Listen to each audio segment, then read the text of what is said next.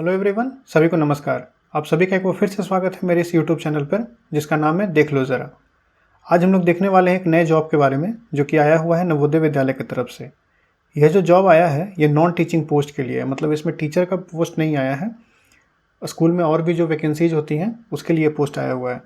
इसका जो फॉर्म भरने का डेट है वो 22 मार्च से है 30 अप्रैल तक। 30 अप्रैल जो है इसका लास्ट पेमेंट का डेट होगा। इस फॉर्म को भरने के बाद एक बार करेक्शन विंडो खुलेगा। करेक्शन विंडो जो है वो 2 मई से लेके 4 मई के बीच में खुलेगा। ये 2 लिंक दिए हुए हैं, इन दोनों लिंक पे जाने के बाद हमें पता चलेगा कि फॉर्म कैसे भरना है। फॉर्म के बारे में और डिटेल पता चलेगा। तो आइए देखते हैं किस किस पोस्ट के लिए वैकेंसी आई हुई है। ये एक है फीमेल स्टाफ नर्स के लिए। फीमेल स्टाफ नर्स के लिए जो फ़ी होगी वो 1000 प्लस 500 रुपये प्रोसेसिंग फ़ी, मतलब कि 1500 रुपये है।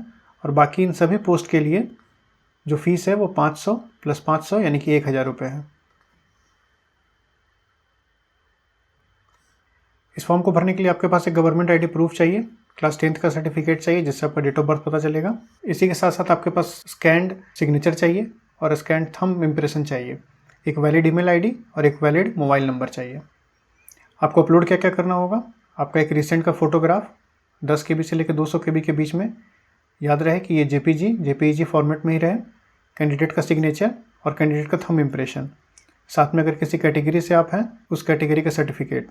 सिग्नेचर 4 से 30 KB के बीच में और थंब इम्प्रेशन 3 KB से 30 KB के बीच में।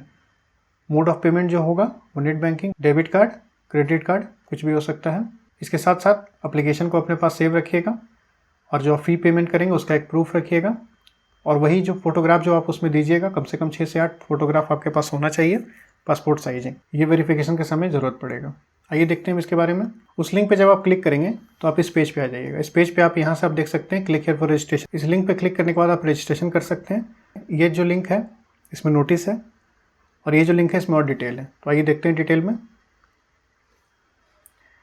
ये देखिए नंबर ऑफ पोस्ट यहाँ बताया गया है कि फीमेल स्टाफ नर्स जो कि ग्रुप बी पोस्ट है, उसमें जो टोटल पोस्ट है वो 121 है।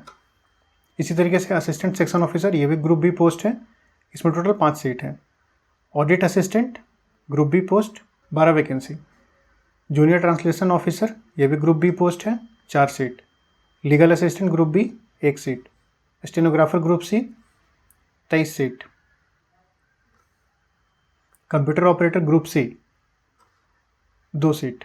Catering supervisor group C 78 seat. JSA junior secretariat assistant ये ग्रुप सी, ये जो होगा हेडक्वार्टर या तो रीजनल ऑफिस के कैडर में आएगा। इसमें जो टोटल सीट है वो 21 है। जूनियर सेक्रेटेरिएट असिस्टेंट जो है वो ग्रुप सी का एक नवोदय विद्यालय कैडर में भी है जिसमें टोटल 360 सीट है। इलेक्ट्रीशियन कम प्लम्बर ये भी ग्रुप सी में 128 seat. Lab attendant group C में 161 seat. Mess helper group C में 442 seat. MTS multitasking staff 19 seat. तो इसमें से देखिए कुछ ऐसे पोस्ट हैं जिसके लिए सब एलिजिबल हैं, सिर्फ टाइपिंग आनी चाहिए। जैसे कि JSA का जो सीट है इसके लिए मैक्सिमम लोग एलिजिबल होंगे इन दोनों पोस्ट के लिए। जिन्होंने भी साइंस से अपना 12th किया है वो लैब अटेंडेंट के लिए एलिजिबल होगा। इसके अलावा मल्टीटास्किंग स्टाफ के लिए भी सब लोग एलिजिबल होंगे। स्टेनोग्राफर के केस में आपको शॉर्ट हैंड आना चाहिए और शॉर्ट हैंड का जो स्पीड है वो हम लोग आगे डिटेल में देखेंगे। इसके अलावा जो ऑडिट असिस्टेंट है इसमें भी BCom चाहिए, इसको भी बहुत लोग भर सकते हैं। बाकी जो पोस्ट है उसमें या तो स्पेशलाइज डिग्री चाहिए या एक्सपीरियंस चाहिए या कोई सर्टिफिकेट चाहिए। तो आइए देखते हैं डिटेल में कि किस पोस्ट के लिए क्या चाहिए। जैसे कि यहाँ पे पोस्ट और एलिजिबिलिटी क्राइटेरिया दिया हुआ है। फीमेल स्टाफ नर्स का जो लेवल होगा वो लेवल 7 होगा सैलरी का। इसमें जो एलिजिबिलिटी क्राइटेरिया वो यहाँ पे दिया हुआ है, आप इसको अपने अकॉर्डिंग पढ़ सकते हैं। एज जो होगा अपर लिमिट वो 35 होगा। इसी तरीके से असिस्टेंट सेक्शन ऑफिसर के लिए 3 साल का एक्सपीरियंस चाहिए। एज जो है वो 23 से लेकर 33 के बीच में होगा, तभी आप इस फॉर्म को भर सकते हैं। लेवल इसमें 6 है। ऑडिट असिस्टेंट के लिए BCom चाहिए किसी भी एक रिकॉग्नाइज्ड यूनिवर्सिटी से, और ये डिज़ायरेबल है 3 साल का एक्सपीरियंस। मतलब कि ऐसा नहीं है कि अगर आपके पास एक्सपीरियंस नहीं है तो फॉर्म आप नहीं भर सकते हैं, आप भर सकते हैं। बाद में अगर ऐसा मौका होता है कि टाई हो जाता है 2 लोग के बीच में, तो फिर इस चीज़ को देखा जाएगा कि जिनके पास ये चीज़ है उनको प्रेफरेंस मिलेगा। इसी तरीके से जूनियर ट्रांसलेशन ऑफिसर, इसका भी आप देख सकते हैं लेवल 6 पे है। 32 साल इसका मैक्सिमम एज है। यहाँ पे डिग्री के बारे में, एलिजिबिलिटी क्राइटेरिया के बारे में लिखा हुआ है, आप देख लें। लीगल असिस्टेंट, इसमें जो ये 3 साल का जो एक्सपीरियंस है ये मैंडेटरी में है, मतलब एसेंशियल क्वालिफिकेशन में, तो ये होना पड़ चाहिए। डिग्री जो है ये लॉ में होना चाहिए। स्टेनोग्राफर, इसके लिए बहुत लोग एलिजिबल होंगे। एज जो है 18 से 27 है, लेवल जो है 4 है, 12th पास और स्किल टेस्ट। डिक्टेशन का जो स्पीड है वो 80 वर्ड पर मिनट है और ट्रांसक्रिप्शन के लिए आपको टाइम मिलेगा 50 मिनट इंग्लिश में या तो 65 मिनट हिंदी में। कंप्यूटर ऑपरेटर जिन्होंने भी BCA, BSc कंप्यूटर या IT से किया है या BE BTech किया है कंप्यूटर साइंस या IT से, वो लोग इस पोस्ट के लिए एलिजिबल हैं। लेवल 4 का ये पोस्ट है, 18 से 30 इसका एज लिमिट है। कैटरिंग सुपरवाइज़र, इसके लिए होटल मैनेजमेंट में चाहिए डिग्री और नहीं तो फिर ट्रेड प्रोफिशिएंसी सर्टिफिकेट चाहिए कैटरिंग का with minimum of 10 year service. अब आ गया जिसके लिए लगभग सब लोग एलिजिबल होंगे, जूनियर सेक्रेटेरिएट असिस्टेंट। ये लेवल 2 का पोस्ट है। एज लिमिट जो है इसमें 18 से 27 साल है। इसमें एसेंशियल क्वालिफिकेशन यहाँ दिया हुआ है, डिज़ायरेबल तो बाद में ज़रूरत पड़ेगा। तो यहाँ 12th पास होना चाहिए और इंग्लिश में जो स्पीड है वो 30 वर्ड पर मिनट की चाहिए और नहीं तो 25 वर्ड पर मिनट चाहिए हिंदी में। इन दोनों में से और लिखा हुआ है, यानी कि इंग्लिश या तो हिंदी, कोई इसमें कन्फ्यूज नहीं होंगे कि हिंदी इंग्लिश दोनों चाहिए। इसी तरीके से नवोदय विद्यालय कैडर में भी है, सेम क्राइटेरिया इसमें भी दिया हुआ है। टाइपिंग इंग्लिश में 30 वर्ड पर मिनट चाहिए, नहीं तो हिंदी में 25 वर्ड पर मिनट। इलेक्ट्रीशियन कम प्लम्बर, इसमें भी आप देख लेंगे अपना एलिजिबिलिटी क्राइटेरिया।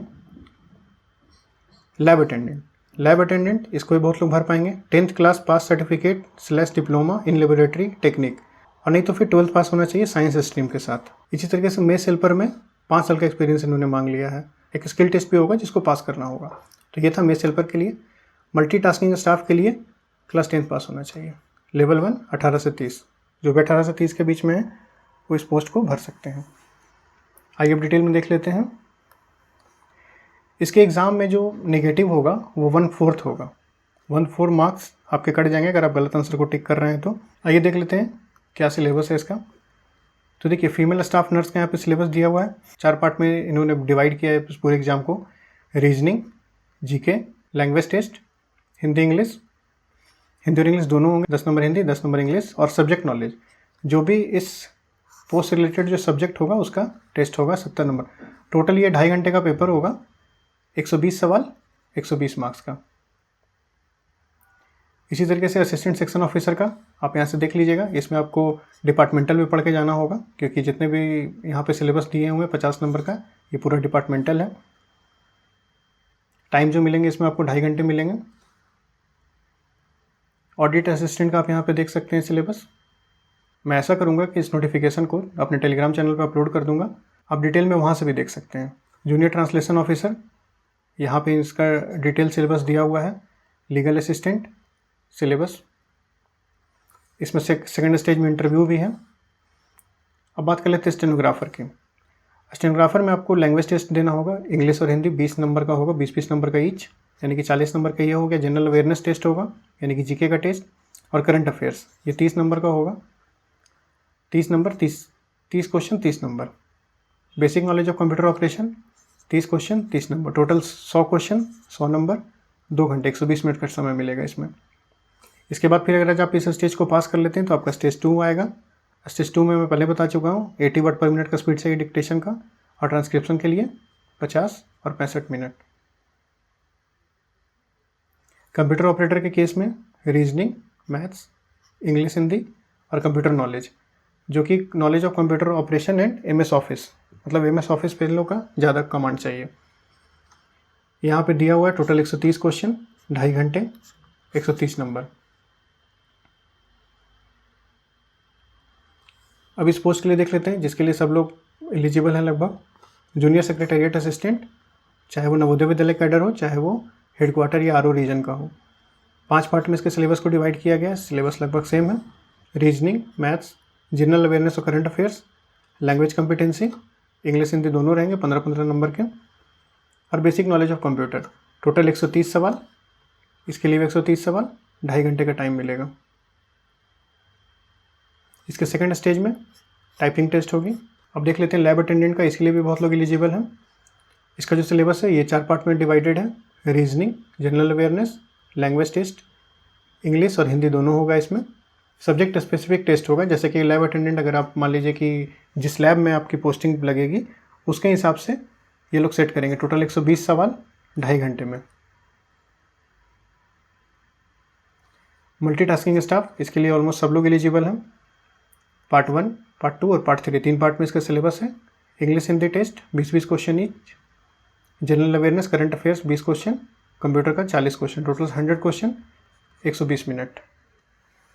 तो इस तरीके से आपने देखा कि नवोदय विद्यालय समिति की तरफ से बहुत अच्छा एक अपॉर्चुनिटी आया हुआ है, आप लोग इसको मिस ना करें। इसका जो लास्ट डेट है फॉर्म भरने का वो है 30 अप्रैल। 30 अप्रैल से पहले ही आप कोशिश कीजिए कि आप इस फॉर्म को भर दीजिए, ताकि लास्ट मोमेंट में कोई ऐसा दिक्कत नहीं हो फॉर्म भरने में। और अब बात कर लेते हैं प्रैक्टिस सेट की। तो मैंने आज ही प्रैक्टिस सेट स्टार्ट कर दिया है। सब्जेक्ट वाइज मैं प्रैक्टिस सेट लेके आऊँगा, तो आप इसकी तैयारी की बिल्कुल चिंता मत करें।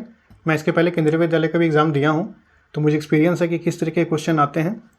उसके बेसिस पे मैं प्रैक्टिस सेट को डिज़ाइन करूँगा और मैंने प्लेलिस्ट बना दिया है। सब्जेक्ट वाइज मैं प्लेलिस्ट बनाते चला जाऊँगा। अभी जैसे इंग्लिश का एक वीडियो अपलोड हो चुका है, आप लोग उसको जरूर चेक कीजिए। उसमें धीरे धीरे करके सारे सब्जेक्ट के वीडियो आते जाएंगे। आप लोग उसको देखिए, उसका फीडबैक मुझे ज़रूर से दीजिएगा टेलीग्राम पे या कमेंट सेक्शन में। साथ ही में आप टेलीग्राम चैनल को ज्वाइन कर सकते हैं, उसका लिंक मैं डिस्क्रिप्शन में डाल दूँगा। अगर आपको ये वीडियो पसंद आया है तो लाइक करें, शेयर करें अपने सभी दोस्तों के साथ, और इस चैनल को सब्सक्राइब करना नहीं भूलें जिसका नाम है देख लो ज़रा। Thank you.